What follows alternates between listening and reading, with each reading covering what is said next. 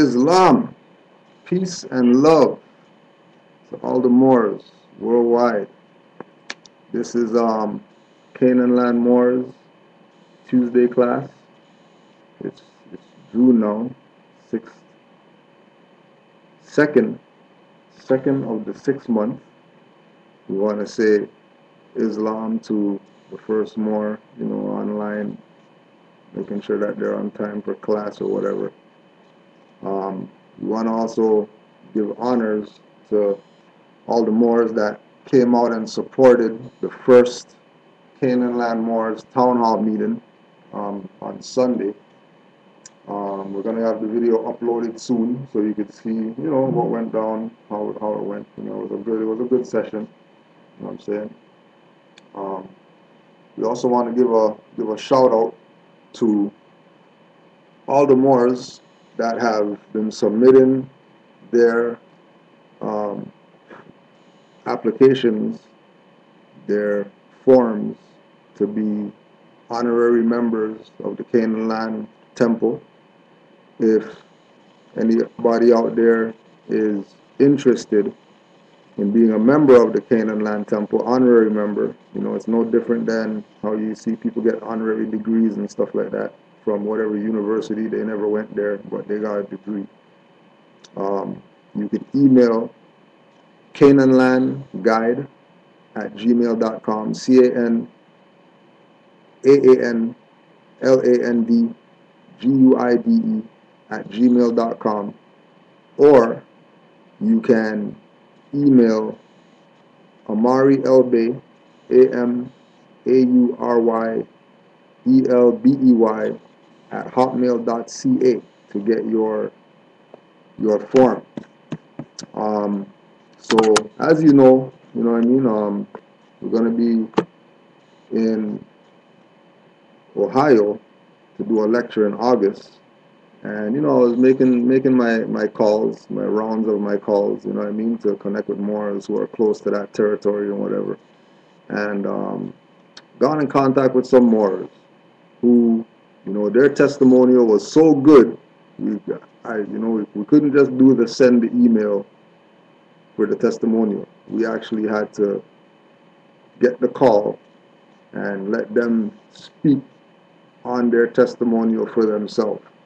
So I'm gonna be quiet and I'm gonna let the family introduce themselves and put this thing on the record, just so we have a little bit more that we can use as proof to show our people that you've tried to be, you've tried to exercise, you've tried to succeed, and you failed at everything that you did. How about now it's time to be more and stop playing around? All right? So, sis, you there? I'm right here. All right, so Hi. I'm going to give you the floor. Just lay out what you got to lay out. Okay, absolutely. Islamism. My name is Jamila Yasmin Bey, and I have much respect for, of course, our Prophet Noble Drew Ali, who, if it wasn't for him, we wouldn't be able to be here free today as nationals, Moorish nationals. I just want to thank you very much, Cujo, for allowing me to be here to give a testimony. Well, just a few of them. I'm not going to go crazy with it, but I just want to let you know that our biggest victory was when we were able to stop Wells Fargo from the attacks that they had against us, and we got our home discharged. Um, so what we did initially was we sent out the written on Army Bay publication, the stuff that Taj Tariq Bey had up. He had given us some from his lectures. He had told us about the writ. He had two writs up there, and one of the writs was the affidavit of fact, and the second part to the affidavit of fact was I'm trying to remember the name of it, but I apologize. It was the writ of discovery, and so we sent that out to Wells Fargo. We've been fighting that for 2 years. Well, actually, little longer than that, and we refused to pay him. And so we just kept on with the same risk over and over again, showing that they are in default. We just would not give up. Okay, we kept standing on our squares, Moors, letting them know we know who we are, we know what you're doing. And then we got a letter from them, and I'm looking right at the letter right now, and it says that we have been, our lien has been released. Here's what the letter says. It says, subject, notice of lien release, Wells Fargo home mortgage number, and then it gives our account number here, and it says our appellation here, Dear Lawrence Sullivan and Carlos Sullivan. Those were our names, but of course, on our real appellation, they really did this. So this is what they say. They said, we're writing to let you know that due to inactivity, well, on the above mortgage account, well, you know darn well that nobody's going to discharge or take a lien off of your stuff or release a lien off of because you have an inactive account. That's just not done. Oh, so you don't decide not to pay, so we just not going to bother you no more. It don't work like that. So it says, we are releasing the lien on your first mortgage with us. This means we will forgive the unpaid principal balance on your first mortgage loan and release you from any obligation to make payments on the loan now or in the future. So when we got this, I was really shocked. I couldn't believe it. And then, I had Jafar read it. He said, oh, yes, definitely, it does say that we are released. And it says there's no action required by you to proceed with the lien release. Wells Fargo is currently moving ahead with the principal forgiveness and extinguishment of this loan. Going forward, we will not attempt to collect any unpaid debt on this loan, and you are not required to send us any monthly mortgage payments. Please retain this document for your records. Also, please understand that it may take some time for the county records to reflect this lien release. So that's what happens when you actually honor your mothers and fathers, your forefathers standing on your square, doing everything that you're supposed to do. And let me tell you, I worked hard. We worked hard day and night. Sometimes I had to get up and go to the plantation. Okay, yes, because I still had to eat. I'd have to stay up till 4 o'clock in the morning sometimes, trying to, figure out how I could put this in my spirit to really believe that this could happen. Okay, so I trusted Allah. I, trusted that all the ancestors would work through me, and it happened, and it was released. And that was the last, one of the major last victories. So right now, what I'm working on is property tax. So we're working on that right now. We're letting them know that yes, we know who we are. We are the Moors. This is our land. We're from here. Our ancestors. We've been here for thousands and thousands of years. We're no longer hoodwinked. Okay, you can't run the game on us anymore. Islam. Islam. Um, so quick question. What was the date on that letter that they sent you, and how long has the battle been going on with them? Okay, yeah, the battle started in December of 2011. Okay, we told them that we really couldn't afford it because, see, I had the school loans. I was still Negro, black, and colored. I didn't really know who I was at the time. So it started in November or December of 2011.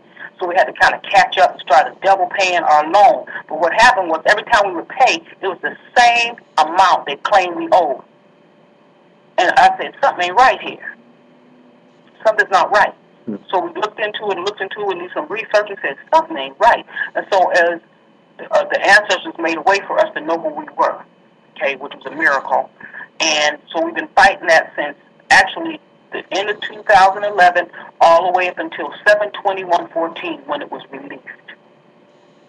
But we did not give up. Okay. What is it? Yeah. What is it? What is it that kept you carrying on? Like, because a lot of people, they come into this information, they might put a writ out, it doesn't work, and then they give up on it, or they see something on the news and then they give up on it. Like, what is it that kept you going? What kept me going was my faithfulness as being a Moor. We put our whole heart and souls into who we were. And we felt like there's no other choice but to fight this battle. You got to fight it with the pen. It was like, this is not right. We were fighting for righteousness. We were fighting like, like fighting for our lives. And that's why we refuse to give up.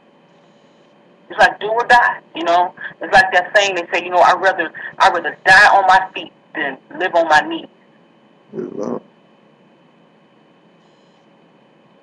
Islam. Is there any, other than the people that you mentioned, is there anybody else that you want to give a shout out to as far as as thank you for getting Oh you on my, the path yes. to righteousness?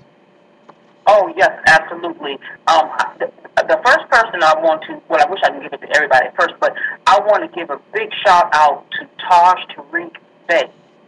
This brother was like an angel to us, okay? And I don't care what anybody ever say about this man. He is, to me, he is showing pure, solid love to his people. This man is putting it in, okay? And then it was you, brother. You give us the fire, the belief that look, you got to take this seriously. You got to make serious business of it. And then when I listen to you, like when you be spitting on, and I be saying like this brother, he's an MC, but he's telling the real truth about what's really going on, and that inspired. And then listening to your classes, and when you had Taj and you had Ross Mariah, like I have the highest respect for Ross Mariah, for Anna Eda L, because of them, they gave us they were the first ones we sent our written for our nationality and our nationality card, and them. And then you got Sabir Bey. This brother is phenomenal. He got this wonderful show, his radio program, and then you had, it was him. It was several people. I mean, that I just continue to listen to. They kept pushing me forward. Y'all kept pushing me forward, pushing me and Jafar forward. And we were like, no, we were not. And the first victory we won was for these people trying to take our rental property when we allowed this European lady to live in our house because this Negro, black, and colored lady told us the girl was cool. And we let her come in the house, and they just ruined our house, and and so can't nobody sit up and tell that, oh, because, you're looking at somebody like a crayon color, that they are so much more righteous than you. Okay? She had these, and then Jafar, he didn't want to put her in there. Not saying because, we got to love humanity, but he wanted to put his own people in there. But he was going by the word of somebody we've been knowing our whole life. Right. And these people, they tore our house up. You hear me? And then the county wanted to keep our house with their slick behind when the lady owed us money. And we fought them tooth and nail. That's when we got our teeth wet right there. That's how we start when we won our first battle. And this man wanted to throw me in jail because I had the flags and everything on the table. As I was listening to his another sister, who I won't mention her, but she told people on the internet to put stuff on the table, which did work, but he told you to take it down, I'll call the bailiff in and arrest you. And I said, I'm not taking these down. And then when he said, I'm going to go get the bailiff, I said, well, would you rather be, you got to pick your battles. So I took him down. And then that's the first battle. And then after he did that, and I said, okay, we're going to call the big boys in. He had 4 visits with us. After we met with that magistrate, he was helping us. And then I said, well, I said, I wish and pray the best for you and your family. You know what he did? He runs around the table and hugs me. He grabs me and hugs me so hard. I need all the blessings that I can get. And I was so high. I don't know, he hugged me like I was the empress or somebody. You were. You are. And he released it. He said, you guys can get your property back. And they said, because you got to pay taxes. No, we don't. I said, we have a Lodial title. We do not pay taxes. We are Moors. And he said, I know all about you. I researched and I read all about you guys. And I'm all for the civil rights. I said, oh, no, we don't believe in civil rights. I said, oh, no, we have unalienable and alienable rights. I said, we are the Moors. And he was talking about, that's right. And I walked out of there, and these bankers was coming in there to meet him after we walked out. I said, Islamism, brother. And I walked out. He was looking at a turban. I had my turban on, and he was looking at me. Me and Jafar got on the elevator, and we was looking like, what was that? Yeah, you went through a vortex. Yes. Yeah, yeah. Oh yeah, one more thing too. You were saying that you're gonna be trying to get to that lecture that we're doing in Oh yes. August. What I wanted to do, just to show commitment, I wanted you to just put on the record the distance that you're gonna travel to come check out the stuff. Oh, we're definitely putting our thing on the calendar to come out and check you out. We definitely want to be there in Cincinnati. I recommend everybody come and check this out because this brother right here be bringing the knowledge, y'all. He brings water to the thirsty. And I'm telling you right now, y'all, we got this. We got to stand up. We have to realize who we are. We're tired of seeing our people getting shot out here in these streets, doing these rituals on us. And we have to come together. Now is the time for us to come together and realize our nationality. There is no other way. You think, oh, if I just stay, under the radar, and if I don't do this and I'll be cool, then they'll leave me alone. No, they're coming at you even harder. So get on up there, y'all, and check out who you need to get there. You need to run. Let Don't me walk. let me ask you this question too, because you made a statement just now that I wanted to just ask you about. You said that right now is the time for us to unite. Do you think Yeah. that our people can unite without knowing their nationality? No, and that's the most important thing. Why they need to get up there to your class to find out about nationality. You can't unite unless you get educated. And even when you do get that piece of paper, you still don't know what time it is until you study, study, study. So Islam. they need to get, you're trying to give the people what they need. I know that if they go, just all they got to do is just sit in that one class, and you will get that spark of light, and you will be able to do exactly what I have done, as long as your heart and your mind and your spirit is one and in that. So it is important that the heart and the spirit is in this. Yes.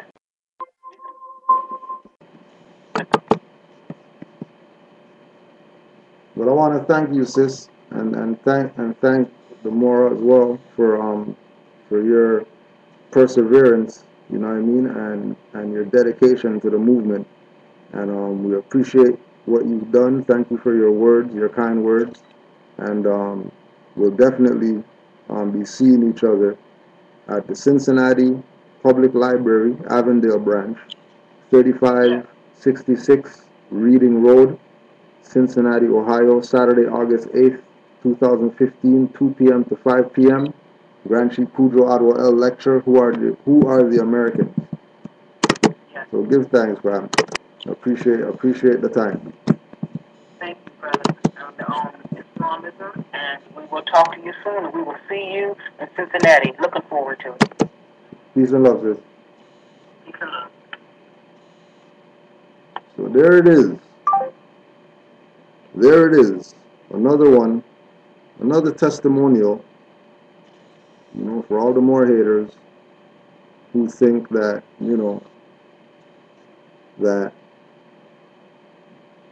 nationality ain't gonna work. You could be Negro, you can be colored, and still, you know, do whatever. When the actual factual is that nationality is the order of the day. Still, was and is right on point, and we have an obligation to at least let our people know, so they can at least say that they've been told. You know, they could at least say that they've been told. Right? We could at least say that they've been told. Because a lot of people don't want this birthright. They're content, in their um, position. Now, another thing I want to put on the record. This is published by Midnight Express Books. I want to write this one down. Midnight Express Books, P.O. Box 69, Berryville, Arkansas, AR 72616, 870 210 3 772 870-210-3772. mebooks1 at yahoo.com is the email. mebooks1 at yahoo.com. And I just want to read special thanks right here. Special thanks. This special thanks goes to my Parham family for never giving up on me, the School of Anthroposophy, and the mentor assigned to me, Mrs. Mary Palmer, the Moorish Science Temple of America, and the Grand Sheikh of Subordinate Temple Number 5, Kudro Ado El Bey, the Fallback Movement and its founder, LeBron Neal Bey, for granting me the opportunity to manufacture the curricular base for the entire organization nationwide, and appointing me as the Director of Education for any educational ventures the organization may engage in or unite with.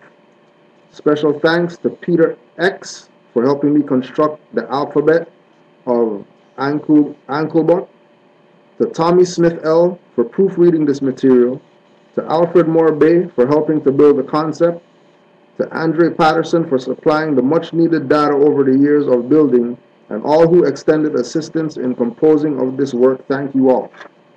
So this is a new one, hot off the press. This is from Sheikh Andrel Parham Bey, who's actually in the dismal crypts right now, locked up. So, you know, this is going to assist him being in there. You know, it's a good size book. Just came in the mail. The Cultivation of I Am, a Know Thyself Curriculum. Right? This is a brother that's inside that wrote a book. Inside. You know what I mean? He's getting mail from him all the time. Heavy brother. You know, younger brother too. So I just want to find a page and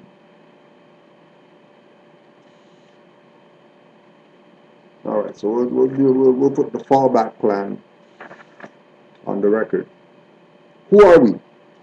We are an inmate-led movement initiative aimed at combating the drug-induced gang culture that is responsible for destroying the moral fabric of our communities. It is our goal to convince criminals, gangbangers, drug dealers, and other social deviants to withdraw from their criminal activity, take full responsibility for their actions, and begin to work constructively with the community leaders against violence. We further request that pastors and community leaders oversee this initiative by working with ex-offenders and inmates participating in the fallback movement. We encourage dialogue between the two groups in order to curtail crime in our neighborhoods. What do we believe? A great number of ex-offenders enter the system every day. Many of these people have changed their ways of thinking and want to make a positive difference in society. Many rehabilitated prisoners and reformed ex-offenders are interested in working with public officials and community leaders to bring positive change to our communities. But sadly, these individuals have been either overlooked or written off as being worthless by the public. The street credibility that these ex-offenders carry is of extreme importance to the youth on the streets. With the help of community leaders, this valuable commodity can be used to promote positive behavior and encourage a more hopeful attitude among young people who may have otherwise taken a negative path. Our recommendations. As a starting point, the fallback movement and its supporters recommend several concrete steps to help stop violence. 1. All inmates that want to join in and participate with the fallback movement and its service to our youth must renounce any and all affiliation with any gang or criminal organization as defined by the Illinois Department of Corrections or any institutional, departmental, administrative rule in any state. 2. Prisoners must enroll in an educational program at their current facility via mail to sharpen all academic, social, and mental skills and abilities that will be much needed in the mentoring and enlightening of our youth. 3. We ask that all inmates agree to the petitioning of legislators passing legislation that would require every parolee to participate in community service programs relevant in the nature to the crime the parolee was convicted of, to show initiative, to willingly display responsibility and participation in solutionary measures. 4. We ask that community leaders, ministers, and others become familiar with the gang recognition test that is offered by the fallback movement. 5. We ask that community leaders meet with ex-offenders to address the issues of violence in our neighborhoods, to constructively work out solutions to our problems in a unified measure. 6. We ask that every member exercise discipline, self-respect, respect for others, and authority at large, and to always keep in thought that you represent us as we represent you. Your best behavior and decision making is required in all instances encountered. LeBron C. Neal Bay. So now, if these brothers now are inside locked up and they can put out some stuff, they're inside, right? Serving years sentences, and they could put their free national name on something and get it published, mind you, then we all could actually do something to help get this word out, right? We all can help do something. And oh yeah, by the way, the book is 14.95 fiat notes, U.S. fiat notes, and 15.95 Canadian fiat notes. And once again, it's published by Midnight Express Books, P.O. Box 69, Berryville, Arkansas 72616, phone number 870-210-3772. ME Books number 1, so ME Books 1 at yahoo.com. And this is a Know Thyself curriculum, The Cultivation of I Am by Sheikh Andrel Parham Bey. Right? So there's that. Honors to brother for getting some stuff done from inside to show that it's real. Right? So today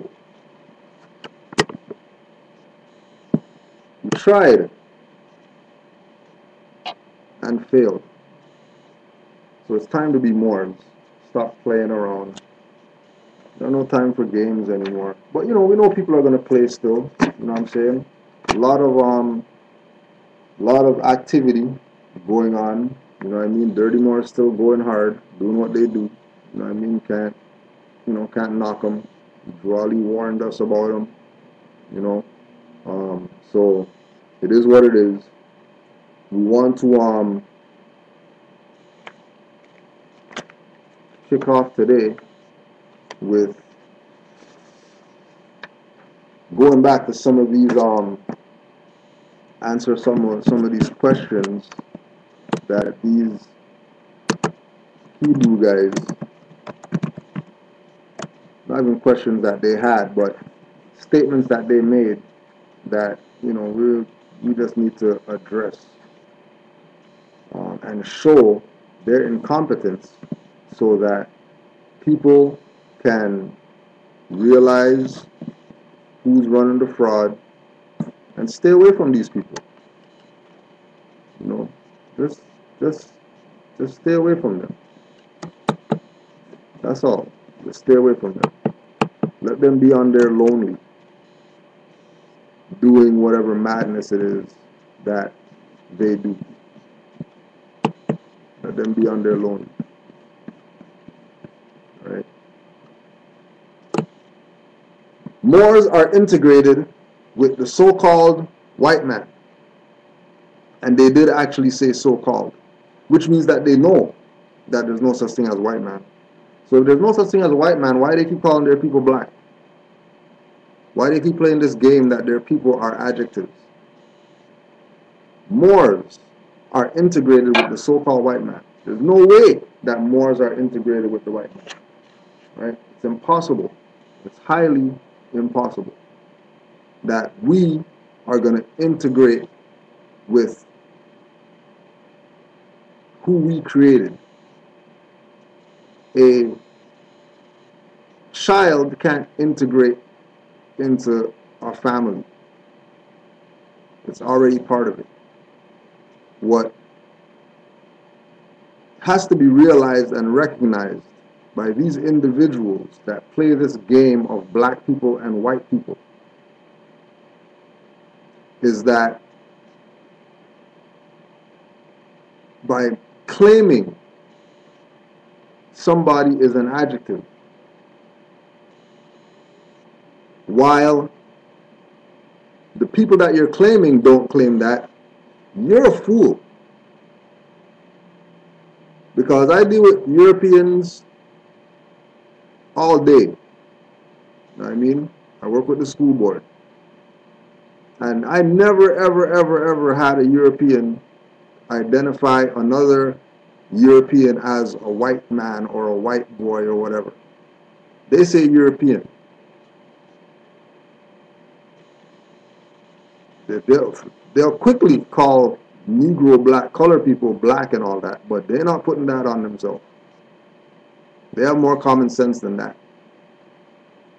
So to say that Moors are integrating with the white man, or so-called white man, is a farce. It's a fraud, because all these so-called white men know that they wouldn't be jack shit without the Moors. They know that the Moors introduced 17 libraries to Europe.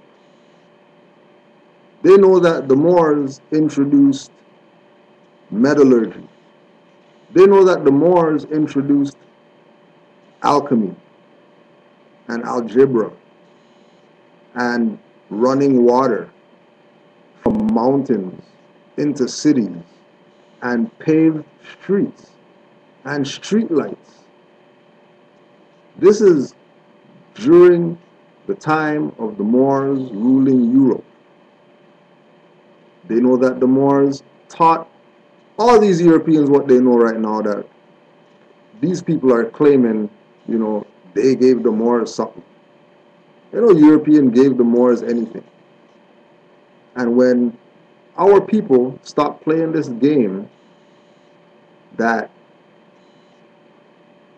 we're superior and somebody else is inferior in 2015, maybe some of the madness will stop. Because, like sis just put on the record, her stuff got discharged. Magistrate ran around the table and came and hugged her because she just merely said, you know, God bless you.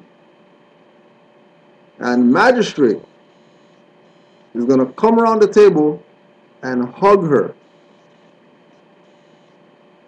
giving her reverence. And you're looking at 4 Moors who got kidnapped or whatever. 1 Moor that you seen in the news, something happened to them, and you're using that as why you don't want to be Moors? When there's so many Moors out here that are exercising this birthright and having success with it. So recognize, as soon as you put on a video, there's certain things, certain expectations that you should have. Automatically you should have these expectations. Right? One thing that you should expect from anybody in the conscious community as soon as they get in front of a camera and they upload it to YouTube.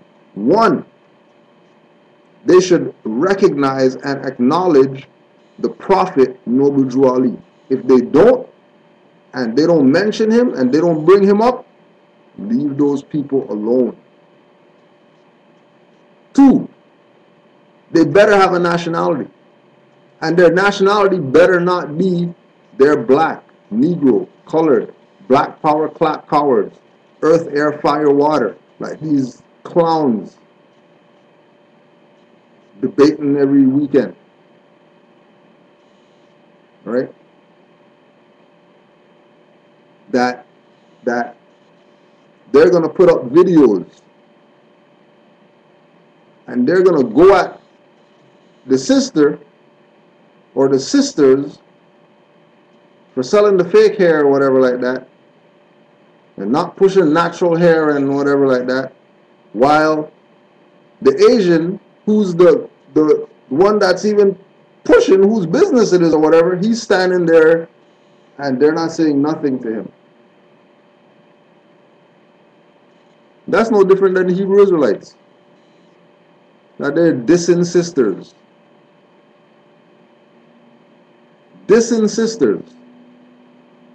How is it that they're dissing sisters and nobody not calling them out on that? Just they're just diss sisters. They're diss sisters, but they're not gonna go deal with these highwaymen shooting people up. They're gonna diss sisters, but they're not gonna deal with these magistrates, you know, doing whatever that they do in their little jurisdiction. Right? Judges don't follow their own laws. Police officers don't follow the code. What laws do judges have? Judges don't have laws. Judges don't make laws.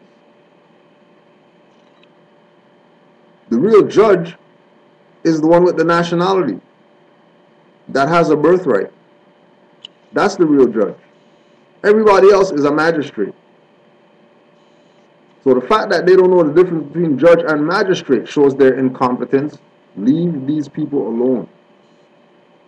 Don't give them your time. Don't give them your mental capacity. You already know.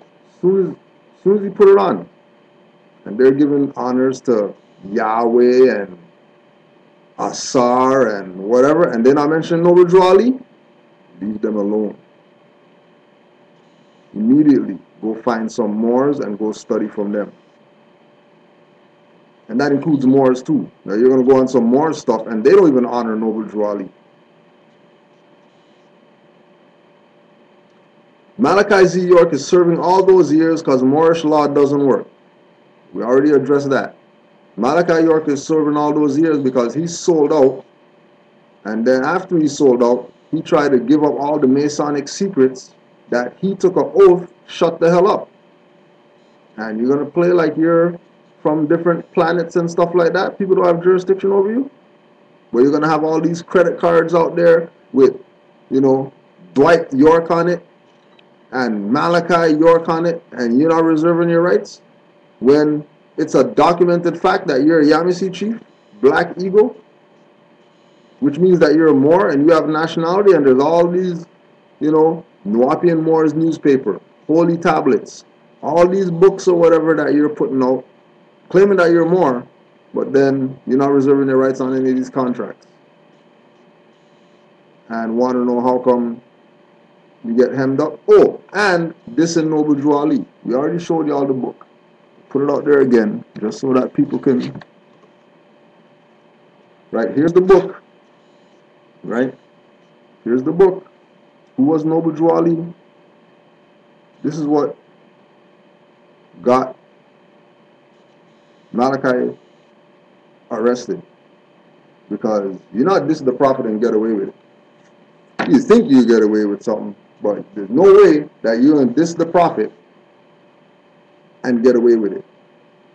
Ask all those dirty Moors.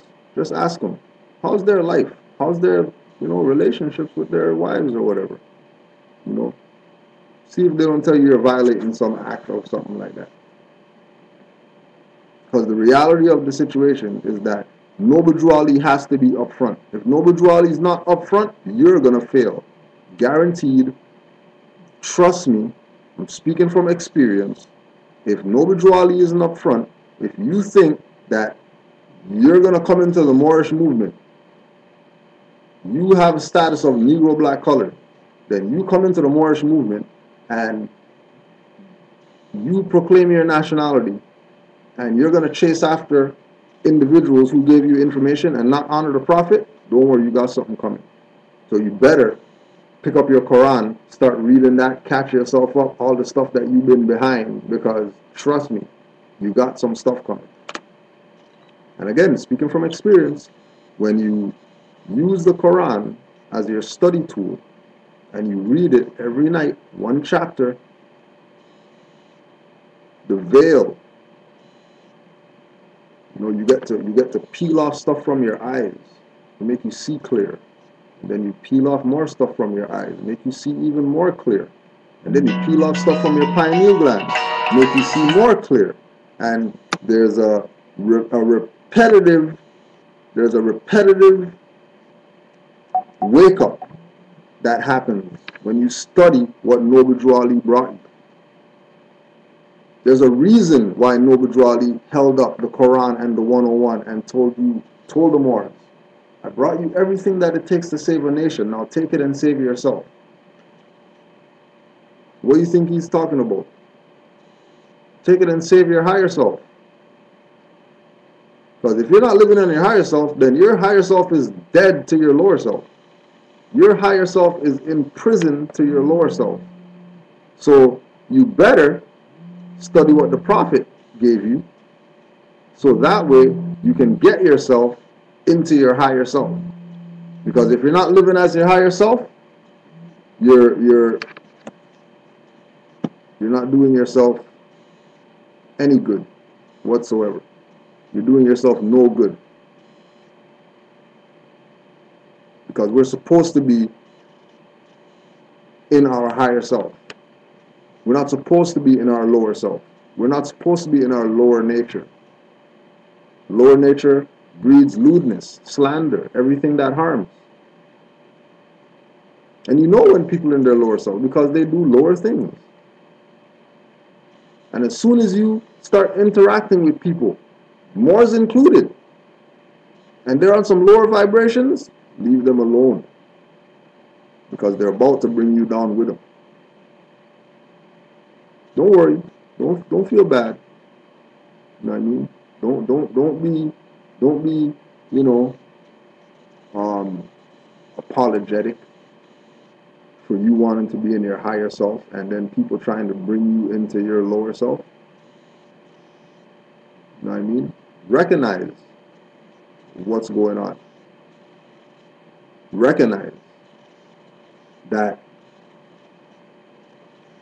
every Moor is not your friend, and every European is not your enemy. Every Moor is not your friend. I don't care how long you know him. I don't care what. That's why Drew Ali told the Moors, it's only going to be a handful saved. People really think that that's jokes. There's Moors right now who I know right now are going through madness. Why? Because they put their trust in some Moor,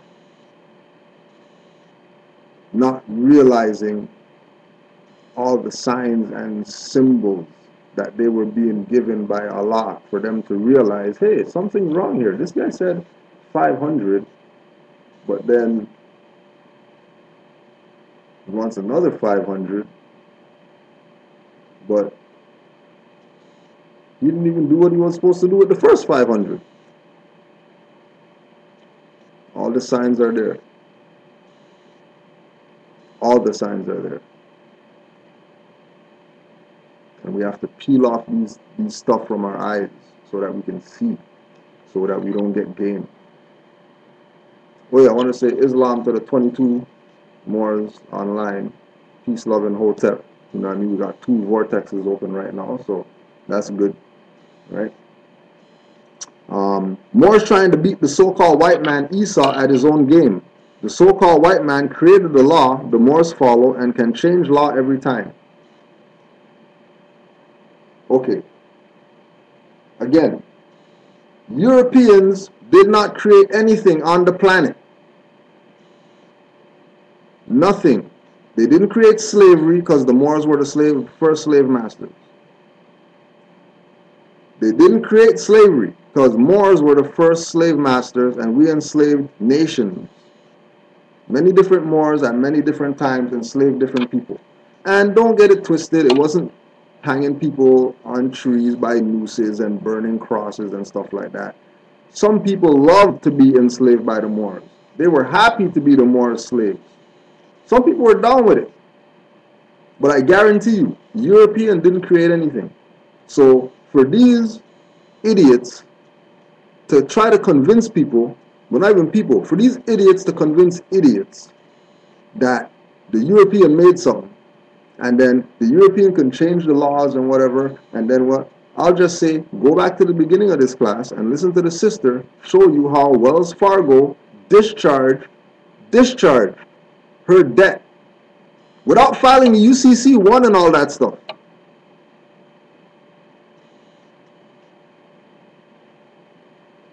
Go back to the beginning of this thing and ask yourself, how come Wells Fargo didn't need a UCC1 to discharge her debt? Mortgage debt on top of that. Not just a debt, mortgage debt. How come they didn't demand her, we need a UCC1 to see that you're a straw man or whatever like that? Mortgage isn't a straw man name. So they have a mortgage in a straw man name. They write Wells Fargo as free nationals, and then Wells Fargo discharges the debt that's in the straw man name. And then you have all these people over here telling you got to file UCC1 and sell packages or whatever. When Wells Fargo, you know what Wells Fargo is? We have the letters to prove they discharged their stuff. Why? Because nationality is the order of the day. Nationality is the order of the day. And when you start exercising as a Moor here and here, world opens up to you. You can't just exercise more here. Can't just exercise more here. These two have to be in harmony. Right? Remember, love is the first principle. So Noble Drew Ali said, learn to love instead of hate. He's starting you at this chakra. And you go from here up. If you talk about learn to love instead of hate, and then you're still dabbling down here in these chakras, obviously you didn't get the message. Obviously you have blockages here, because only if you have a blockage here would you not be able to open this up. Right? Again, go, we put the class out there, go get the pranic healing and study Reiki, study breathing, which is really spirituality, because that's where your freedom is. And breathing doesn't mean sitting in the lotus position and the om and stuff like that. That's mundane breathing. We're talking about off the fly breathing. You're at work, standing there, hit some breaths. 636. Whatever. Make up your own stuff. But we have to get this and this working together. If the heart and the mind are not working together, it's because, one, you probably got wrong information. You're probably messing with some dirty Moors, right? Messing with some Moors who don't acknowledge Noble Drew Ali, don't even mention him in their classes or whatever like that, you know. But they got books and they got fezzes and but they don't want to mention Noble Drew Ali. But they got flags and they got cards and they got a temple and but they don't want to mention Noble Drew Ali. And then if they do mention Noble Drew Ali, they're mentioning him on some, prophet of Allah, Christian BS. When Drew Ali was a mastermind, esoteric, adept. Right? Moorish nationality won't save your life. Moorish nationality will save your life. You could listen to people who don't have nationalities if you want to. We suggest that you take nationality and birthright a little more serious than these jokers who trying to tell you don't take nationality and birthright serious. Right? Just like we said before, how you gonna want to know about Moors and ask a black guy? How you want to know about Moors and you asking an African chematologist? How do you want to know about Moors and you're asking somebody who doesn't have a Moorish nationality? That's nonsensical. You, like, how do you expect to get answers? How do you expect to get out of what you're in? It's like um, Brother Taj Bey was telling these clowns on their, Dr. Ben crap. You have to get up where you fell down. You're not gonna fall here and get up over there. It's not even logical. You're gonna stay down there and roll to over there and then get up over there. Right? The key, the key is recognizing that Noble Drew Ali already did everything. He already did everything. Like we said, held up the Quran, held up the questionnaire, right? You're not holding no more on the cover of the questionnaire. It's holding a sister. Why? Because that's where it starts. It starts with her realizing nationality and birthrights. That's why you see that, the sister that was talking about the mortgage stuff. Yeah, she has a mate. She has a mate that's a male. He's not talking. What are you talking for? He's playing background. But he knows what's up. Why? Because he studies the prophet. The prophet said, womanhood. That's where it's at. Right? Go again. How many Moors? You go on YouTube, how much Moors out there talk about women? And put them up front. I know Rami Salamel on his YouTube, he got a couple videos there strictly for sisters, strictly honoring the sisters. You're not talking about weave and stuff like that, and you got to weave, so you're not conscious because you got weave and all that stuff there. That ain't what it is. Matter of fact, a few weeks ago, me and brother Omar, we go to Costco. So we go to Costco, you know what I mean? Going through the line, you know what I mean? The aisles, you know what I mean? Picking up some stuff, try to be in and out or whatever, you know what I mean? So, time to go to the line now. Like, okay, there's maybe like 6, 7 cashiers. All of them lines long or whatever. Then one way on the end, no line. All right, you know what I mean? Racing with the cart, try to get, you know what I mean? Get there. Bam, get there. It's a sister. Blonde hair, you know what I mean? Nails like this, you know? What we would call out here freshie, or the girls that go to the reggae dances and, dance on their head and, you know what I mean? Stuff like that, right? When we get closer up, she's wearing an ankh or whatever. Like, she's like, yeah, I know what's up. Don't worry about the weave and whatever. You know what I mean? I study or whatever. I study this. I study that. Blah, blah, blah. Right? So immediately we're like, hey, all right, nationality card. No tax. Boom. What do you mean no tax? You guys are native or whatever? Like, yeah, you're native too or whatever. So we're sitting there. We're building with this sister. Lineup is like freaking 50 people right now. Right? The lady who's working with her is like trying to rush us out the way, right? So they can get to all these other people who are sitting there. And she's chilling, building with an on-con. Where she had a weave and nails like this. Right? Sisters know what's up. Once they get it, see how fast. I was telling somebody, but let's see how fast. All these sisters say, ain't no action going on till you brothers get your stuff together. Watch how fast brothers get their stuff together.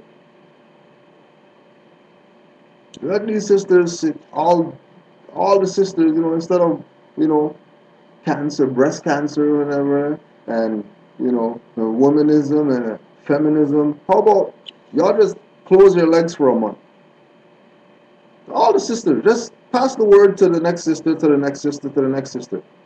You know what? We should just close our legs for a month and demand stuff as far as unity and take care of your children and whatever. Watch how fast stuff change around here. Watch how fast. Everybody, all the hoes, the prostitutes, all of them. You know what? We're not even working this month. See how much pimp slapping somebody or whatever when they're not bringing in nothing, not using the yoni pop. See how fast stuff change. Stuff change tomorrow. But you already know, McDonald's, Burger King, that ain't happening. That was just, put it in the ethers, hope something goes on or whatever. But we already know that ain't happening. So the ones that do know, close up your stuff and get these brothers to do what the hell they're supposed to do. Stop playing around. Now, we also want to bring up or want to put on the record once again our good brother George G.M. James' stolen legacy, right? Just so we could just put it out there, right? During the Persian, Greek, and Roman invasions, large numbers of Egyptians fled not only to the desert and mountain regions, but also to adjacent lands in Africa, Arabia, and Asia Minor, where they lived and secretly developed the teachings which belonged to their mystery system. In the 8th century AD, the Moors, i.e. natives of Mauritania in North Africa, invaded Spain and took with them the Egyptian culture which they had preserved. Now, why is it that the Moors took the Egyptian culture and preserved it? Why? Because Kemet fell. Kemet fell. There's no such thing as Kemet, Egypt, all that crap that people are talking about. That's who they are. Their nationality is earth, air, fire, water. Get out of here, Kemetologists. Proclaim your nationality as Moors. Because George G.M. James told you that the Moors are the custodians of ancient Kemetic culture or the mystery systems that you guys are holding so dear, Ra'u, Nefer, Amen, and all them people. Ashra Kwesi, all those people pushing Kemetology. Kemet is dead. Ain't no Kemet going on right now. This is what is left. And I don't see y'all going here to go live here. I don't see y'all going here to go rebuild some of these stuff that they got here. Kemet's dead. Why is Kemet dead? Because the Moors took over everything and spread it around the world so everybody could have access to the legacy and the culture of the ancient Kemetans, Cushites, etc. The Moors did that. Not black guys, not Africans. Moors did that. That's why they killed George G.M. James for his book Stolen Legacy. That's why they assassinated him. Because he told the people that there's no such thing as Egypt and Egyptology and Kemetology. All that's dead. Everything is more science right now. That's why Ma'at holds the scales of justice, because that's where the Moors got the law, being on the concept of law from Ma'at.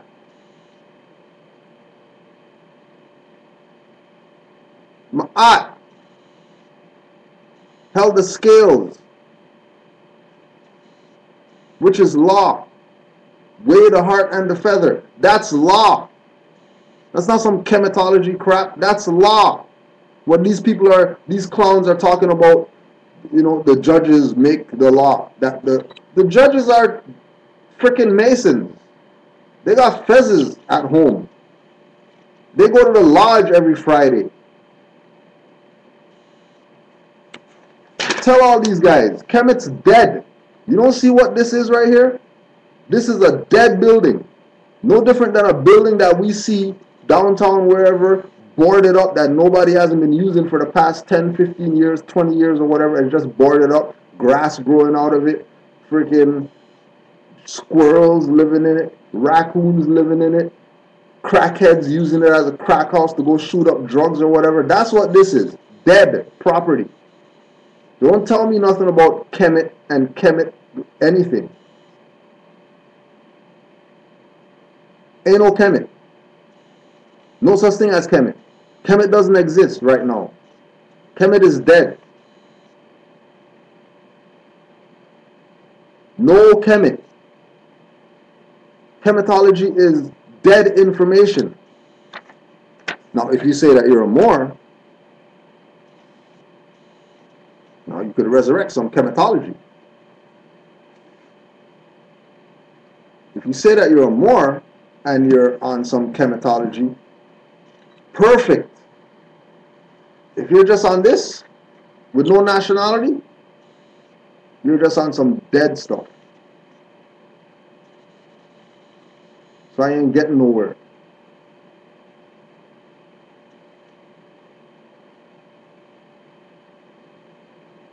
So I'm not getting anywhere. So we have no unity.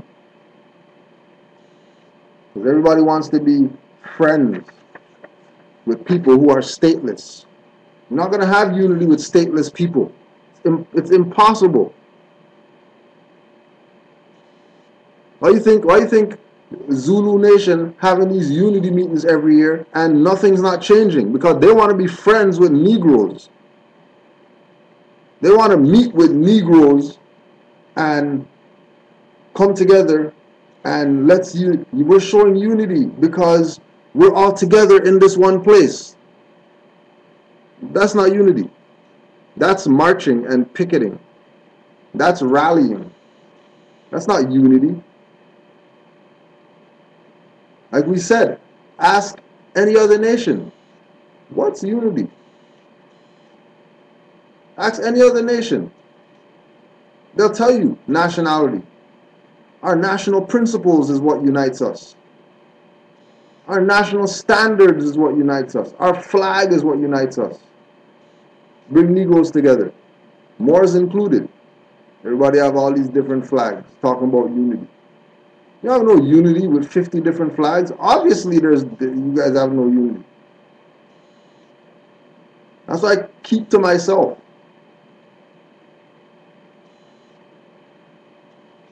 Right? So we don't go to people's stuff if they don't have a nationality, because it's a waste of time. Half the time, we're going somewhere to vend. They're not even supporting Moors. They're just coming to see what kind of information that they can get so they can leave the Moors table without buying anything and go do whatever the Moors said in a dead status. And then when it doesn't work, say, oh, the Moor stuff doesn't work. No, you don't work.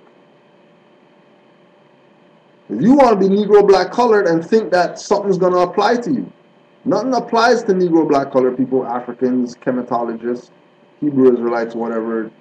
Nothing doesn't apply to you. And if you do get a little pass and something happens where you get a little win, that's just a moral victory.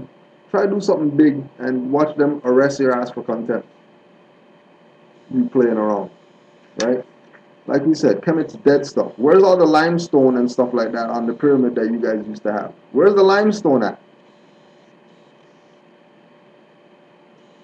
It is said in texts, as far as, we look at like E. Wallace Budge, Gerald Massey, all these people, it is said that you see the pyramid from miles away because of the limestone on it. Have thing shining that you could see pyramid from miles away. You're going to see pyramid, right? And then Harmaket, or the Sphinx, is a sister, not no man. man head with a lion body. That's a sister.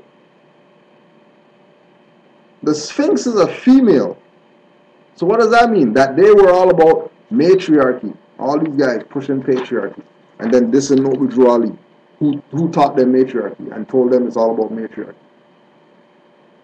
Right? Okay? All the African clowns. Right? Put it on the record.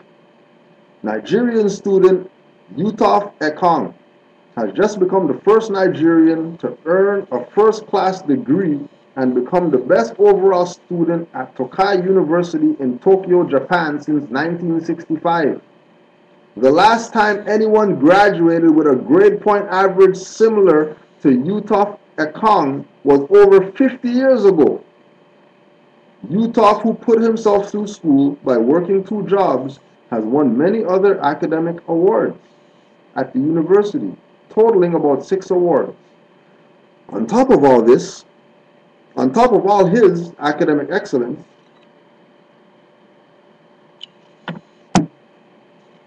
Yutov also solved a 30-year-old outstanding mathematical equation in his first semester. Yutov speaks English, Yoruba, French, and Japanese. Now that's young, brilliant, and black at its finest. Niggers. Always trying to put their little crap in there. Black guys don't wear fezzes though. Moors wear fezzes. So don't tell me nothing about, no, that's young, brilliant, and black BS. Get the hell out of here. Moors wear fezzes. You know Moors wear fezzes because that's all you guys diss is people that wear fezzes. Well, here's a Nigerian with a fez on. Here's a Nigerian with a fez on. What's that tell you? I'll tell you, since you want to play stupid, that Nigerians are Moors. If Nigerians are Moors, then that means Ghanaians are Moors. If Ghanaians are Moors, then that means that the empire of Timbuktu, those were Moors.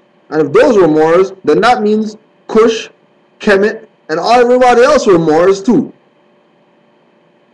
Congo, you name them, all of them were Moors. He's so smart. He's so intelligent. He's so intelligent that when he went to go get his award, there's his graduation cap. He's not wearing no mortarboard like Negroes. There's his graduation cap.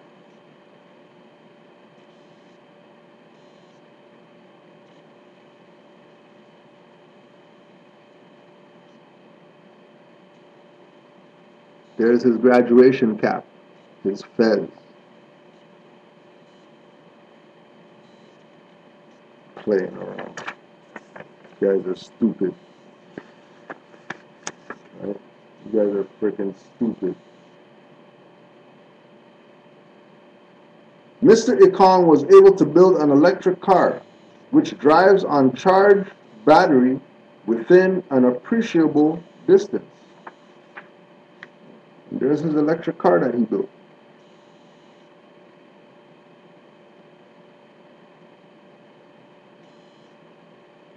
Right? Telling you, Japanese, telling you.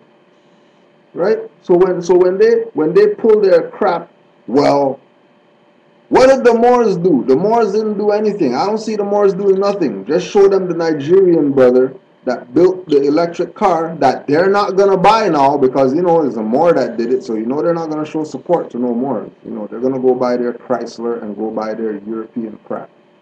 Right? But they're not going to show support to their brother because he wears a fez now. Right? Playing around. Straight playing around. Our people. Only our people play around. Right? D.W. Griffiths. Mighty Spectacle. Silent Movie. Birth of a Nation. Right? What are Negroes? Oh, it's racist. They got blackface in it. and they got blackface, and they got KKK in it, and they got blah blah. Let's see what Birth of a Nation is really about, right? Since Negroes, you know, they know everything from an emotional perspective. All they know is emotionalism. No facts, only emotions. Our people, conscious and unconscious, all they ride is emotions. And as soon as you present facts, they don't want to hear it. But it's okay, we'll just continue doing what we do, Moors. You already know, you know what I mean? We're not begging nothing from anybody. We're not here trying to prove anything. All we're doing is putting information out for those who are seeking it. Those who want water, come drink. You want water? Moors got water for you to drink. We'll quench your intellectual thirst because we present facts. We follow under the tutelage of Noble Ali that we're not coming in your grave to pull you out. Forget that BS there. You are going to either grab the hand or grab the rope or whatever, pull your ass out the hole. You're not coming in no hole. You're not jumping in no river, save you because you can't swim. Here's a goddamn dinghy, float your ass to the shore. I ain't jumping in for you to drown me too. I'm stupid. Here's rubber ducky, float on that shit back to the shore. Figure it out. Because I'm not drowning with you. I refuse to drown with you. I refuse to come in the hole with you and be buried with you in the hole because of your incompetence. I'm going to stay up here and throw down a rope for you. Not tying no rope around my waist, tie it to a tree, and then climb down in the hole, come pull you up. Hell no. You'll get your ass out the hole yourself. Birth of a Nation. The Birth of a Nation is considered by many, including the American Film Institute, to be one of the greatest films of all time. Right? So this is one of the greatest films of all time now. Right? What these people are talking about, blackface and whatever. Right? Keep in mind, however, that this is due to the amazing technical strides that the picture made, not because of the film's storyline. This silent movie was made in 1915. Interesting with this timeline. That's always right in line with Noble Drew Ali and his, resurrecting the Moorish nation. In 1915, they decided to come up with this silent movie. 3-hour silent movie. You go sit there and try to watch a silent movie for 3 hours. Popcorn can't even save you. Nuts can't even save you. Chips, big gulp drink, nothing is going to save you with this movie. You really have to put yourself in a different place. The only reason, and I'm a peep game, the only reason that I was able to watch The Birth of a Nation, right, is because I had an uncle who used to make us watch Charlie Chaplin. That's the only reason. So I was used to the silent, actions only, no words. I was used to that because of Charlie Chaplin.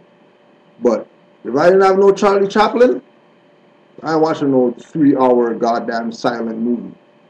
Forget that crap. 3 hours, but it gets deep though. It's pretty heavy. This silent movie was made in 1915 and used techniques that are standard today. Back then, they were groundbreaking. These techniques included the use of panoramic shots, long and high angle shots, outdoor natural landscapes, color tinting for dramatization, fade-outs, and cameo profiling. The film also featured its own original musical score written for an orchestra. Despite these technical advances, the movie is extremely controversial. The movie focuses on two families, one in the north, one is northern, the other is southern. The film is set in the 1860s and deals with the effects that the Civil War and Reconstruction had on the family's relationships with one another. The movie portrayed Southern blacks as murderous rapists who carry out several horrifying deeds. It also depicts them winning the majority of seats in the House of Representatives, all while drinking liquor and eating fried chicken. These are just a few examples of the horrible stereotypes contained in this film. On the other side, the Ku Klux Klan are portrayed as heroes of the South who are fighting for peace and justice. They are depicted as moral men striking out against those who have committed heinous crimes. So you have this silent movie, 3 hours long, where Negroes are on some, oh, KKK, just go read stuff Negroes write about the birth of a nation. They're promoting KKK, they got blackface, this racism, blah, blah. What didn't the Negroes recognize about birth of a nation? What the Negroes didn't recognize was that the movie portrayed Southern blacks as murderous rapists who carry out several horrifying deeds, right? So they got them in the blackface or whatever like that, and they're doing these heinous things, right? What the idiots didn't recognize, is that it also depicts them, meaning Southern blacks, winning the majority of seats in the House of Representatives. How are blacks, now this is supposed to be a racist movie, how is it in a racist movie they have the black people who are Europeans in blackface winning majority of seats in the House of Representatives, and they're mad? Doesn't them winning the majority of seats in the House of Representatives mean that the black people were in charge of the government? Doesn't that mean that it was actually the black people's government in the birth of a nation, not some Europeans? Doesn't it mean that the whole concept of the KKK being introduced in this movie was really to get the black people out of the seat of power that they had the majority of votes in the House of Representatives? Stupid people. That's why. That's why we beat them up every day, all day. Right? These are the guys that you're repping. These guys. The conscious mental wrestlers. These are the guys. Posing like some homos. Posing like some fudge packers. Talking about consciousness. And debating about Moors are Turks. And give Turks back their fezzes. When these guys are fags. Right? You seen King Noble with his lipstick on and his freaking nails painted like some fag. Like I said, Kemet's dead. Kemet's dead. What are you wearing? Eyeliner. Polite. Oh, the chematology, chematology eyeliner. Oh, yeah. Kemet's dead. Where are you wearing eyeliner 2,000 years later talking about you representing some, chematologist, whatever? You're wearing eyeliner, my youth. Man wear eyeliner? Man don't wear eyeliner, huh? This is not Kemet. This is Northwest Amexem. And any man wear eyeliner and nail polish on his fingers, we're just gonna play the Smith and Wesson Songboy Burial song for you, and just leave it at that. Auntie man. You know, like you have uncle, and then you have an auntie. Okay, well, auntie man, auntie man, a girl guy,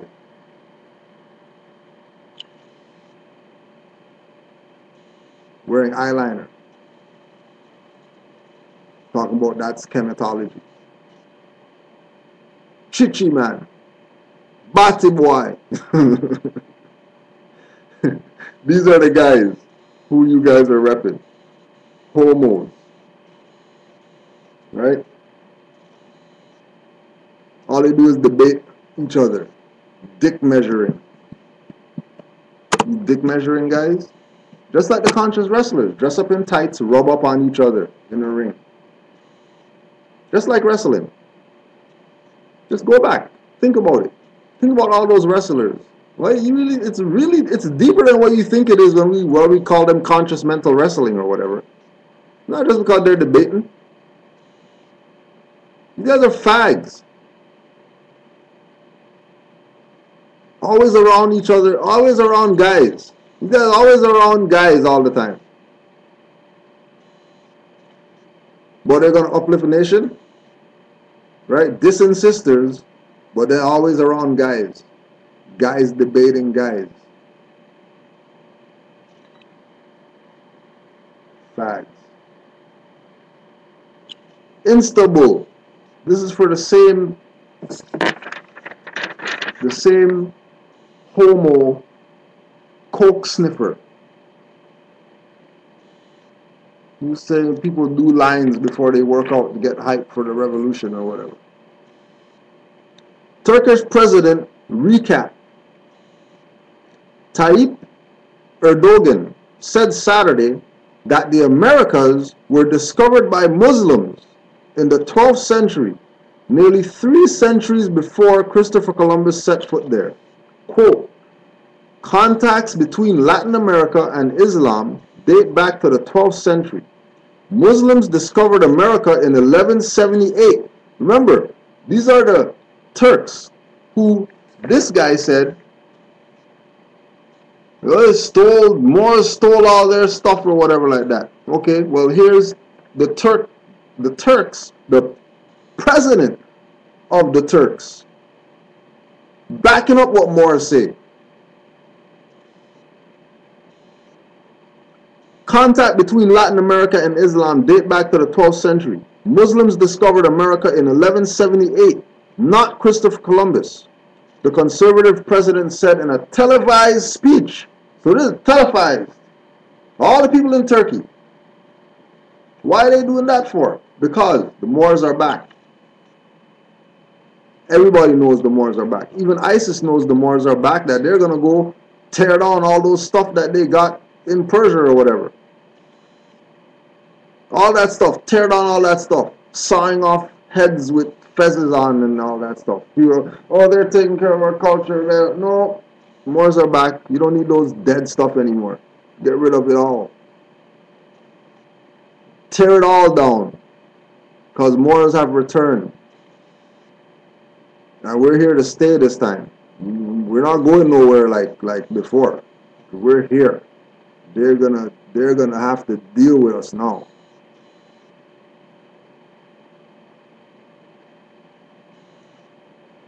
Muslim sailors arrived in America from 1178. Columbus mentioned the existence of a mosque on a hill on the coast of Cuba. This is the president of Turkey.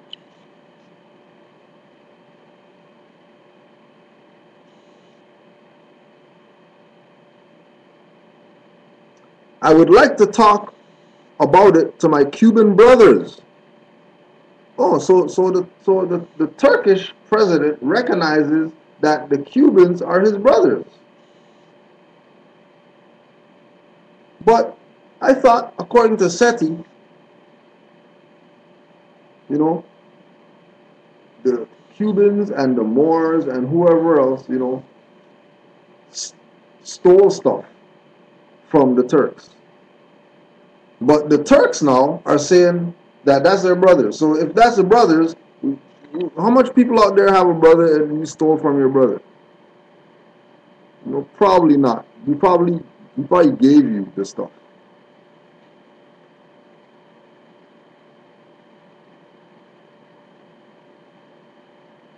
Because family doesn't steal from family. Family doesn't steal from family. Family's not gonna see your stuff and then steal your stuff and pretend like, this borrow don't go down like that with family. Just like the Moors with the 500, then the other Moor, right? And then his talk is, oh yeah, with family, you know. And if the family does steal from you, that ain't your family. How about that? And you got game.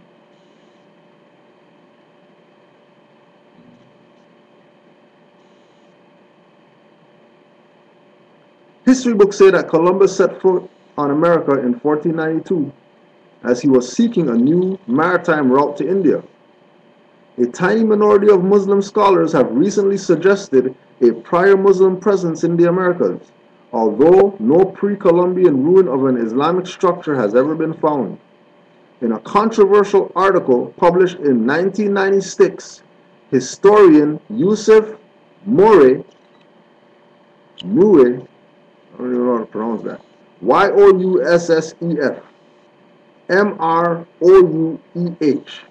refers to a diary entry from Columbus that mentions a mosque in Cuba, but the passage is widely understood to be a metaphorical reference to the shape of the landscape. Yeah, sure, sure, shape of a landscape.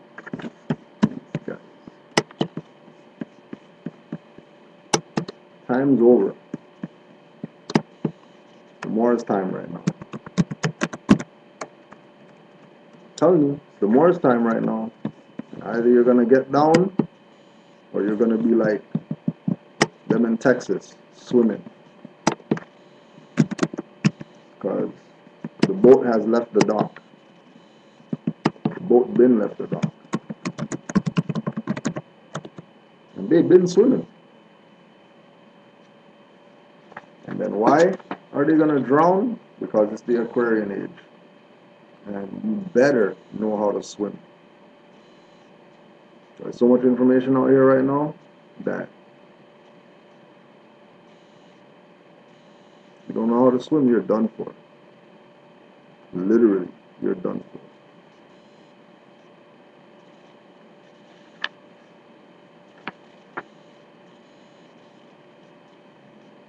The Great Andamanese are classified by anthropologists as one of the Negrito peoples, which also include the other four Aboriginal groups of the Andaman, Andaman. The Andaman Negritos are thought to be the first inhabitants of the island, having emigrated from the mainland tens of thousands of years ago. Until the 18th century, the Andamanese peoples were preserved from outside influences by their fierce rejection of contacts, which included killing any shipwrecked foreigners, and by the remoteness of the islands.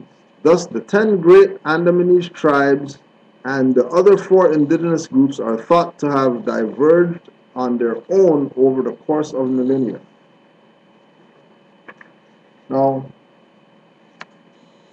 we already know that headbands come from the Moors. We know this.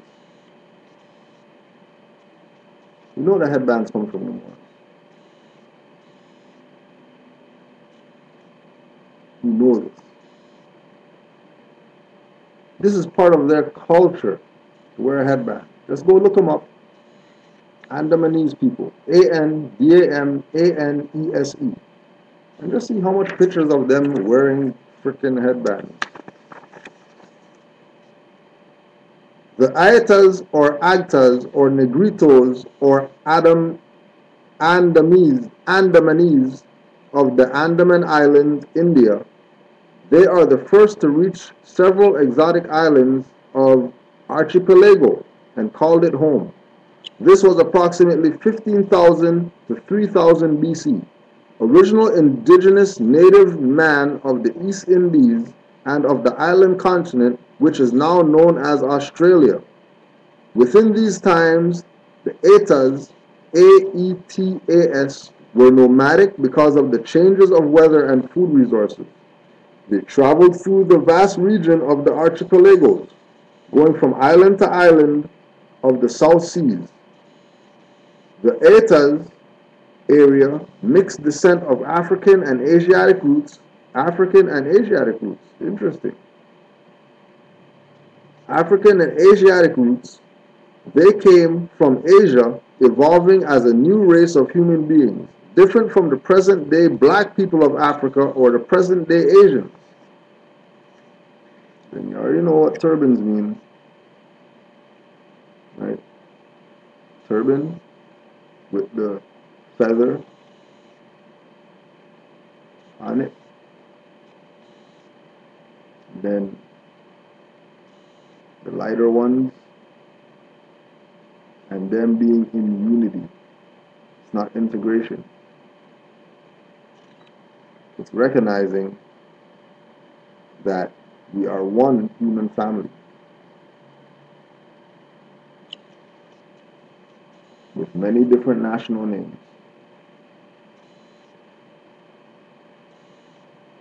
One human family with many different national names.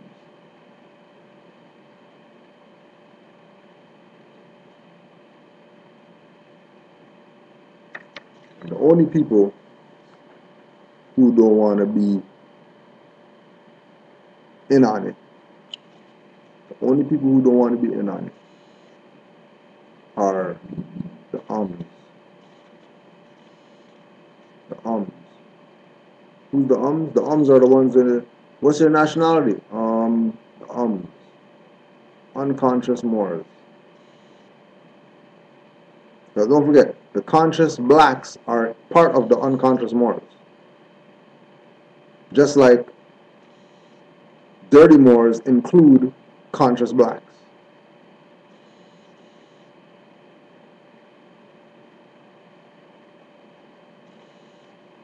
The concept of a Malay race was originally proposed by the German scientist Johann Friedrich Blumenbach and classified as the brown race.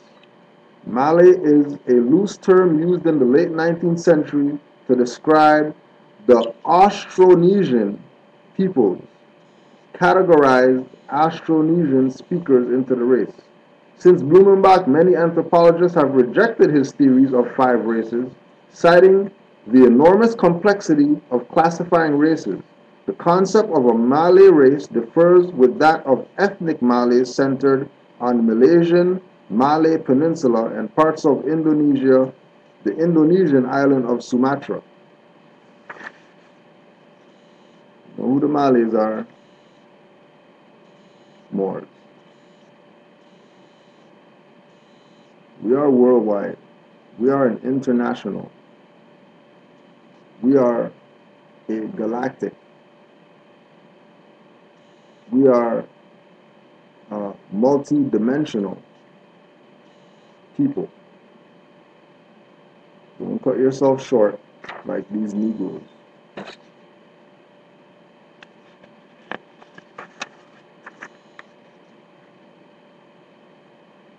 Malay people. Feathers up. Feathers up.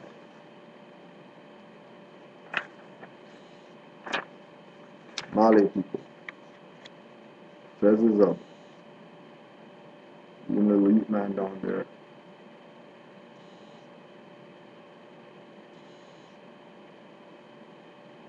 all our people.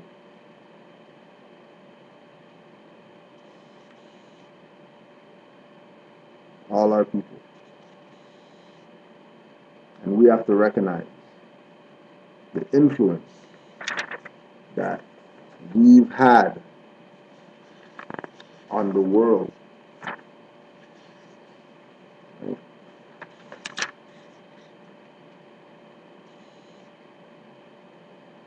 Talk to me what was up.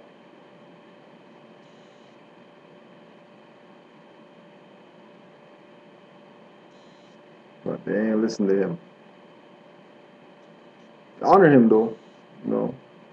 Make hologram of him, let a hologram come perform and stuff like that. But they're not gonna tell you that he was down with one nation, and the one nation was Moorish.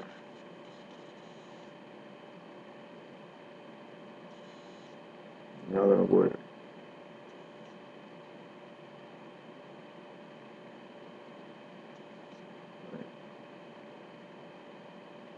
They never show you these pictures of him.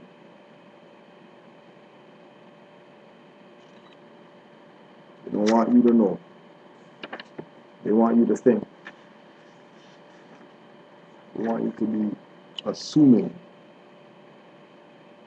that this Moorish paradigm is just these black guys in America. Nope, this is worldwide. Worldwide.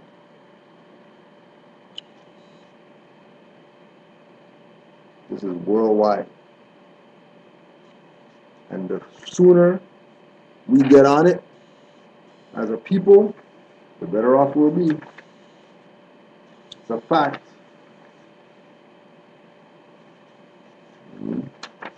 Miley Cyrus knows what's up. Yeah, Miley Cyrus knows what's up. Yep, that's why they hate on her. I didn't care about her singing or whatever. But she knows what's up. Allow yourself to get captured, you know, with that look on your face like, you know what's up.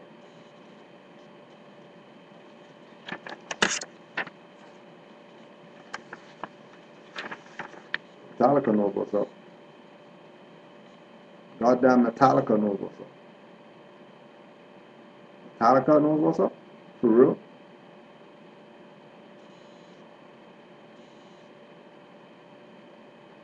Metallica really knows what's up. And not one of them, all of them.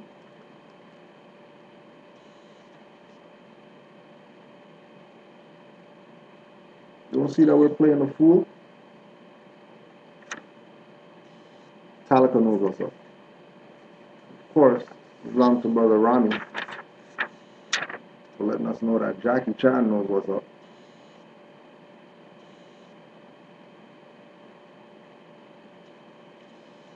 If Jackie Chan knows what's up, then like, come on now.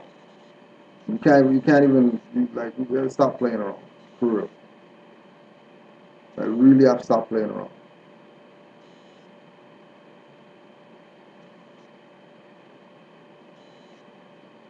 Like for real.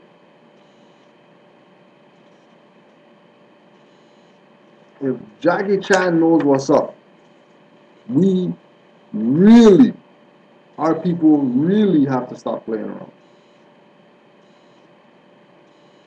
Because he's not a nobody. He's a somebody. He's a somebody. And if he knows what's up, our people better know what's up. Because they have another thing coming.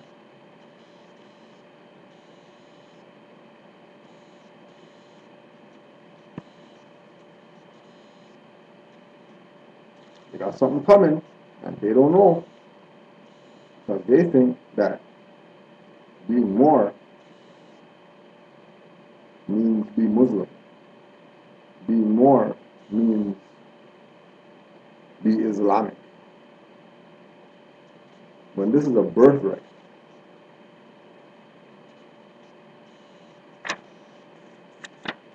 This is a birthright.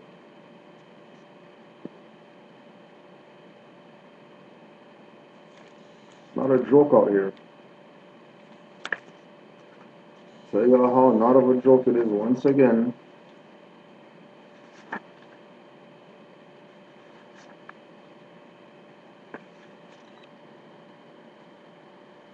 Because it's like there's only so much that we can do. Actually, you know what we'll do? Instead of this,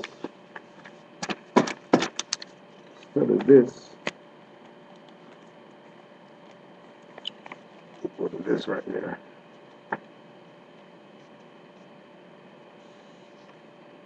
Delaware's Forgotten Folk. The story of the Moors and Nanticoke. C.A. Westlake.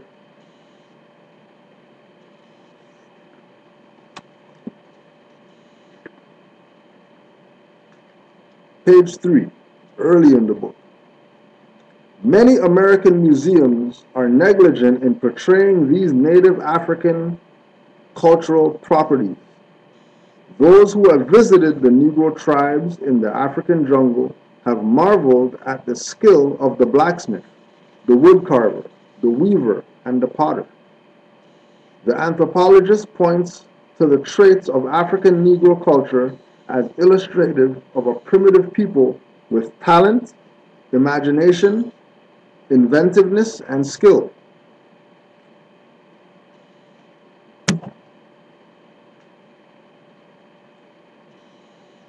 The claim that the Negro is naturally shiftless, lazy, or inclined toward moral turpitude cannot be supported. When such negative qualities are found in the American Negro, they can generally be traced to social environment in America rather than to heredity. The first Negro recorded by name on the Delmarva Peninsula was called Anthony. He was described as an Angolar or Moor and was delivered near present Wilmington in 1639. Anthony may have been a Negro, often called Blackamoor, or he may have been a swarthy Moor of non-Negroid stock. Moors, as we know, were often wrongly classified as Negroes and seized by their enemies and sold into slavery. The true Moors were natives of Morocco in Africa and were conquered in the 17th century by the Arabs and converted to Mohammedanism and Arabic custom and language. In 711 AD, the Moors crossed the Straits of Gibraltar and began their conquests on the Spanish peninsula. It was during these conquests that many were captured and their descendants sold to slave traders who brought them in shackles to America.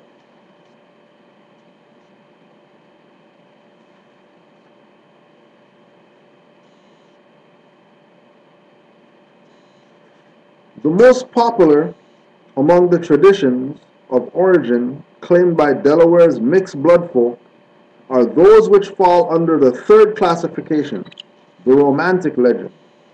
In one story, a wealthy woman banished from Spain is said to have settled on the plantation near Indian River. Her name is given as Senorita Raqua, although in another similar version she is called Miss Regan. She eventually purchased a handsome, dark-skinned slave who spoke the Castilian tongue, a language which she was supposed to understand. Later, he confided to her that he was not a Negro, but a Spanish prince sold into slavery by treacherous relatives. People out there who had relatives steal from you, at least that's all they did. This Spanish prince had his relatives sell him into slavery. sell him into slavery.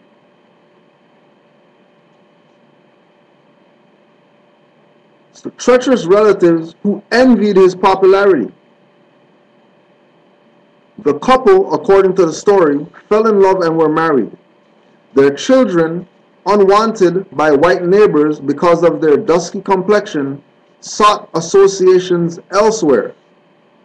They refused to mix with Negroes and consequently intermarried with Indians living along the shores of Indian River in the vicinity of the plantation. From these marriages came the people known today as Moors or Nanticos.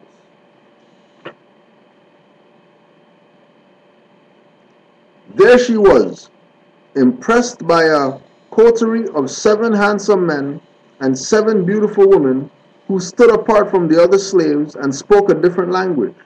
Their skins were dark, but their hair was straight and their features as regular as those of white persons.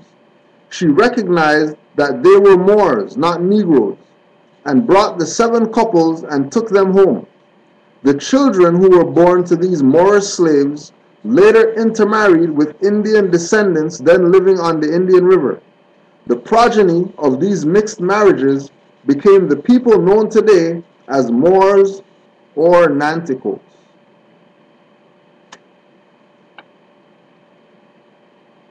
Consulting their auguries, they found they were directed to anchor and sow grain on the land, which they did.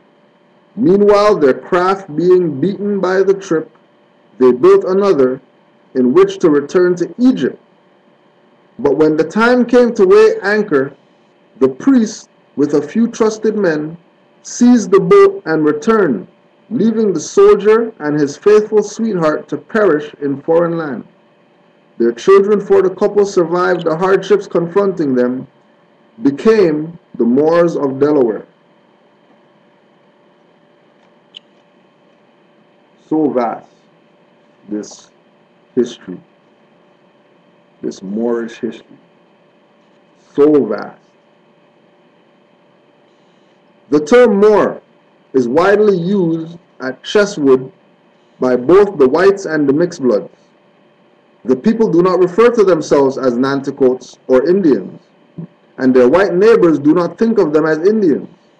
Nevertheless, they were no different in appearance from the people in Indian River 100 who call themselves Indians or Nanticotes. Their skin color ranges from white to brown in all its tones. None of the ebony skin and other characteristic features of the pure Negro. Even the casual traveler comments that the people are strangely different from either whites, Negroes, or mulattoes. Indian hair traits and facial structures are common among them. Nevertheless, it occurs to few visitors or white natives unless they have traveled observantly in the west or southwest that they are beholding to descendants of Indians indigenous to the Delmarva Peninsula.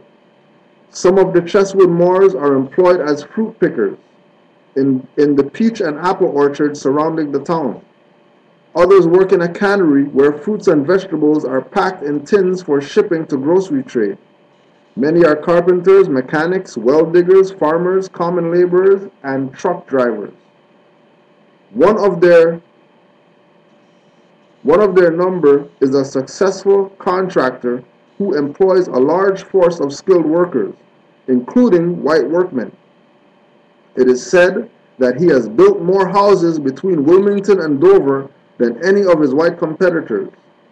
Another of the Moors is a fisherman, the last member of his calling left in the community. Like their friends and relatives on the Indian River, the Chesswolders are marked on the records as industrious, thrifty, and law-abiding. Sounds like Moors to me. A few mixed bloods are entered in the state and federal records as white, although their blood kin may be indexed as colored. Such entries are based exclusively on skin color. The census taker used his own judgment when the person interviewed said that he was a Moor. If that person's color was dusky, he was classified as a Negro. If his complexion was light, he was identified on the questionnaire as a white. When a husband possessed brown skin and his wife's skin and features were seemingly white, both were recorded as either colored or white. It depended upon which was interviewed. If a person said he was an Indian, he was recorded as either black or white depending on his appearance. Classification is confusing and inconsistent since there are no fixed rules to follow. But the Chesswood Moors have no false pretenses in the question of their racial positions. When the interrogator asked if they were white, he was given a negative reply. Are they Negroes? Again, the reply was a decisive negative. Well, if they were not white or blacks, what is their race? The answer was, we are Moors. Delaware's Forgotten Folk. Story of the Moors and Nanticoke. C.A. Westlake. Very interesting read. Very interesting.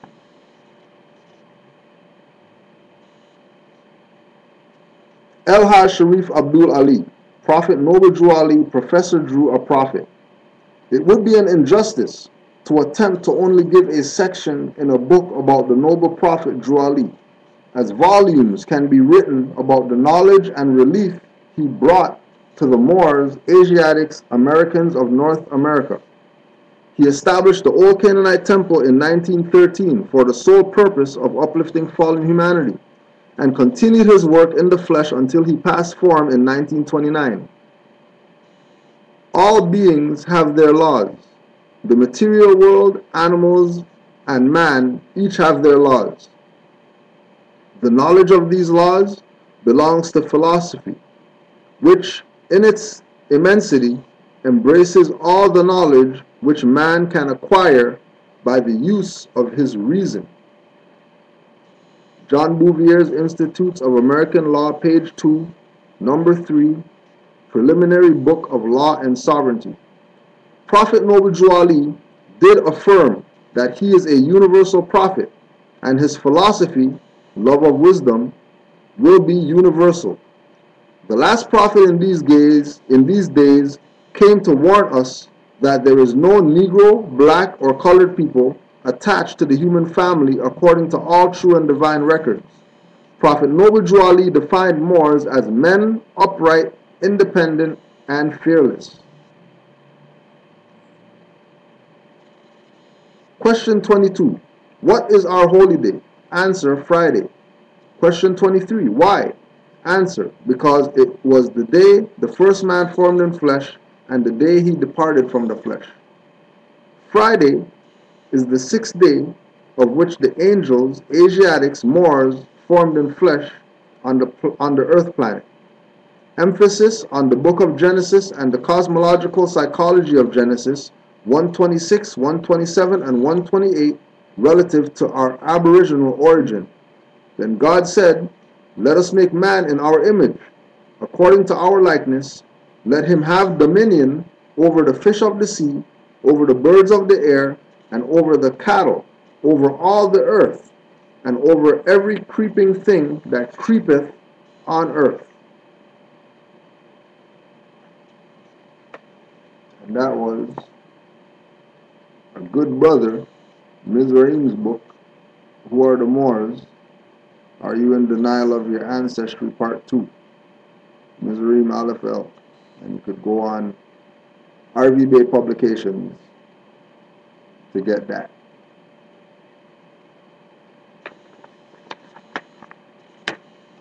Couple more excerpts. Go to Moorish Jewels, Rami Salam El, and you can get this at khalifamedia.com.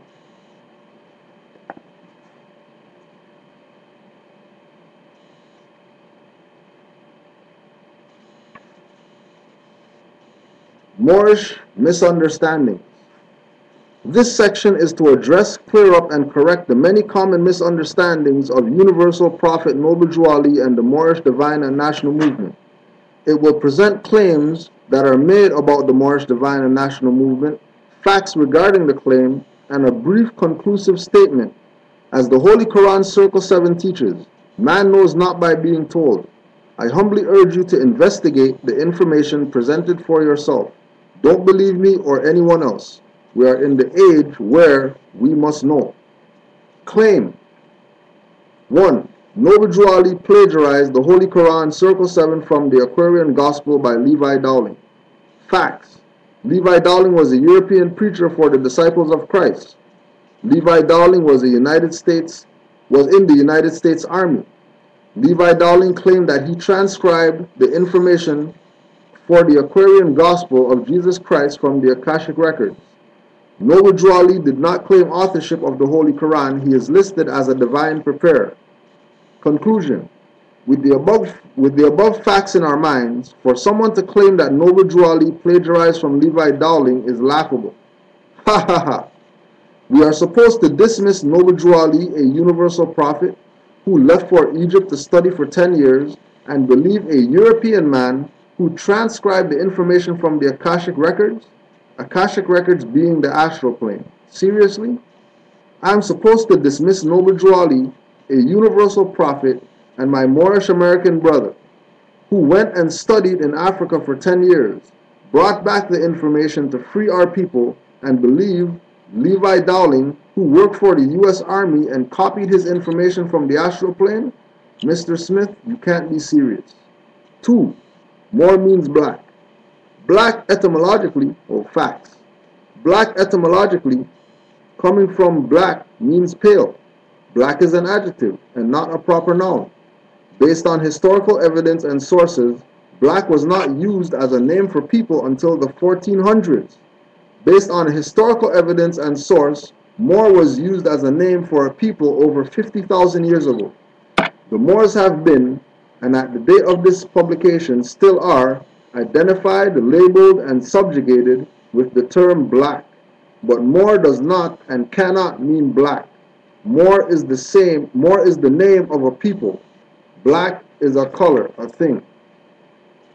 Claim 3. My nationality is Black American, African American, or simply American. Facts.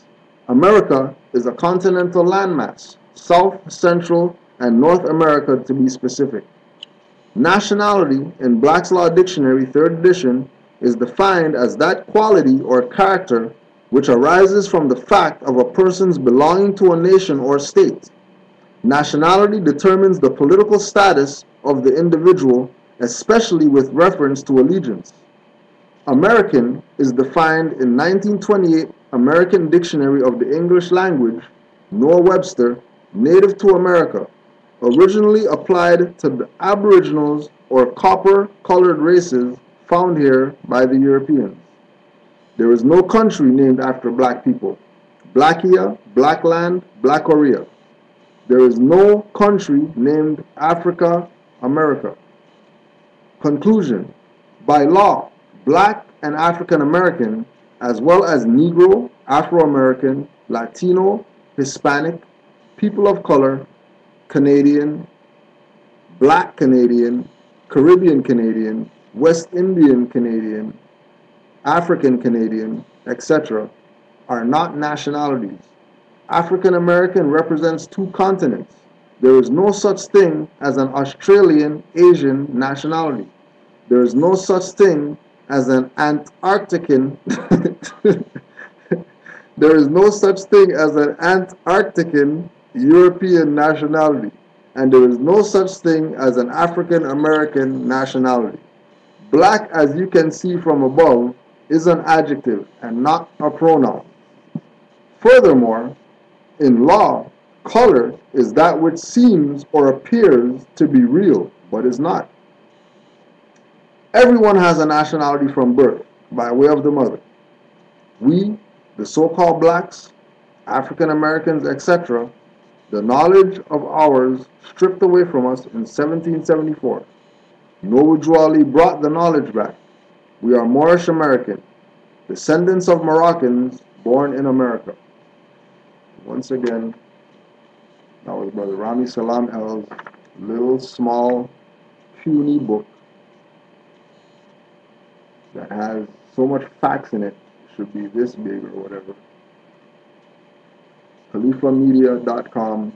You can also check out his website, iamhhtemple.org. iamhhtemple.org. So there it is, another one down. Canaanland Moors class, 2nd of June. Don't forget, 9:30, we have our favorite blog talk show, Moorish Heritage and History School, Eyes Wide Open, blogtalkradio.com, MHHS hyphen Eyes Wide Open.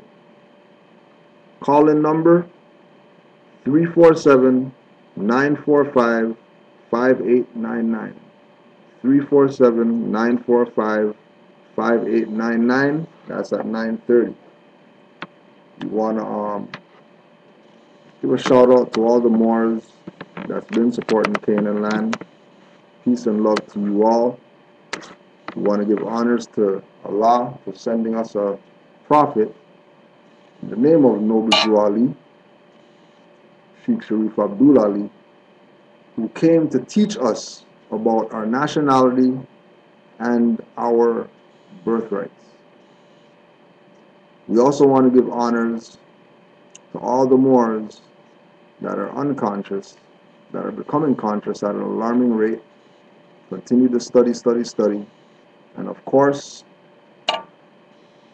all the Moors that aren't with this, that are trying to cause confusion in the minds and hearts of the people. Noble Drew Ali's got something for you when you come to the soul plane. Because you will die one day, and you will go to the soul plane. And when you go there, Drew Ali's going to be waiting for you. So try to do some work to assist in the uplifting of fallen humanity. Because I guarantee you, you're going to get yours when you go to the soul plane. It's not even, you're going to get yours when you go to the soul plane. So Islam to all the Moors. Peace, love, and hotep. Let's close out with our prayer.